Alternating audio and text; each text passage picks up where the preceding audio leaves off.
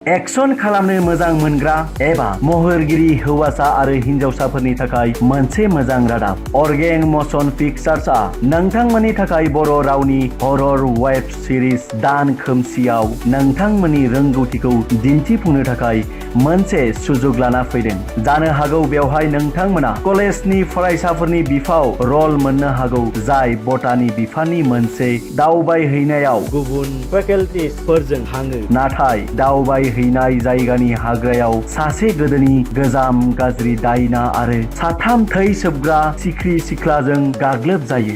बेनिखायनो अर्गें मशन पिक्चार्सआ सासे हौवासा आरो साब्रै हिनजावसा आरो साब्रै हौवासा सायख'नो थाखाय अडिशन लानो थि खालामदों। अडिशन लागोन थावनि आरो अक्ट'फोरा जाहैबाय Kokrajhar 21 June, Chirang 28 June, Baksa 5 July. बिजिरगिरि महरै बाहागो लागोन mister Jayanta Basumatary, Bollywood actor NSD Delhi, mister Raja Narzary, renowned Bodo' film director, mister M अख्रां, एक्शन एन्ड थिएटर डाइरेक्टर आरो सानसुमा बर' NSD TIE विं Tripura action and writer. Registration खालामनाया अनलाइन सोलिगासिनो दं।